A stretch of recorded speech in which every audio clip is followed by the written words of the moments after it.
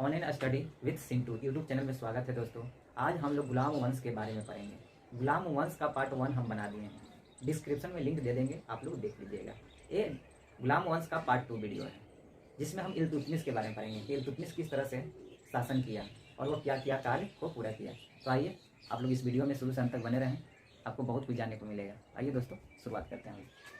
तो देखिए, गुलाम वंश आप लोग जान ही रहे हैं, 1206 से 1290 तक इसका शासन रहा। आया इल्तुतमिश जब 1210 ईस्वी में ऐबक की मृत्यु हो जाती है चौगान खेलते समय, तो उसका एक बेटा था आराम सा। 1210 ईस्वी में सिंहासन पर तो बैठता है, लेकिन वह योग्य नहीं होता, अयोग्य शासक था। तो इल्तुतमिश ने उसे मृत्यु करके सिंहासन पर 1211 ईस्वी में बैठता है और यह शासन चलाता है। 1211 से लेकर 1236 तक इसकी शासन व्यवस्था रहती है। जैसे ही इल्तुतमिश गद्दी पर बैठता है, इसने अपनी राजधानी को चेंज करता है और ये राजधानी को लाहौर से दिल्ली स्थानांतरित करता है। जब गुलाम वंश का स्थापना हुआ था तो उस समय ऐबक अपनी राजधानी को लाहौर स्थापित किया था, लेकिन जब इल्तुतमिश राजगद्दी पर बैठता है तो ये दिल्ली स्थानांतरित करता है। यह भारत का पहला सुल्तान था। एक खलीफा, जो खलीफा होते हैं, उन्होंने भी एक्सेप्ट किया और इनको सुल्तान माना। इस चलते भारत का पहला सुल्तान था, याद रखिएगा। आखिरी सुल्तान इब्राहिम लोदी को कहा जाता है दोस्तों, याद रखिएगा। इब्राहिम लोदी भारतीय सल्तनत का आखिरी सुल्तान था। तराइन का तीसरा युद्ध इल्तुतमिश के समय में ही लड़ा गया। जो इल्तुतमिश जो 1215 ईस्वी में अल्दौज और इल्तुतमिश के समय में लड़ा था। अल्दौज इसी का जो गुलाम वंश जो था, कुतुबुद्दीन ऐबक, ये मोहम्मद गौरी का एक गुलाम था। तो इसके साथ ये युद्ध लड़ता है इल्तुतमिश और अल्दौज के बीच, जो तराइन का तीसरा युद्ध 1215 ईस्वी में। इसी के समय में 1221 में चंगेज खां का आक्रमण हुआ था। चंगेज खां बहुत ही खूंखार शासक था।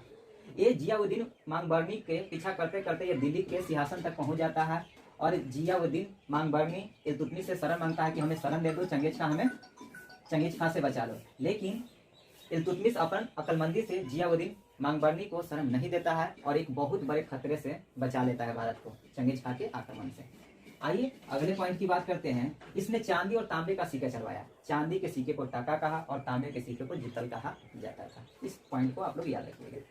इसने एक दल बनाया था, उस दल का नाम था तुर्कान ए चहलगानी या दाल चलीसा नाम था। ये इसमें 40 लोग रहते थे और वही डिसीजन लेते थे और जो डिसीजन लेते थे उसी के अनुसार इल्तुतमिश काम करता था।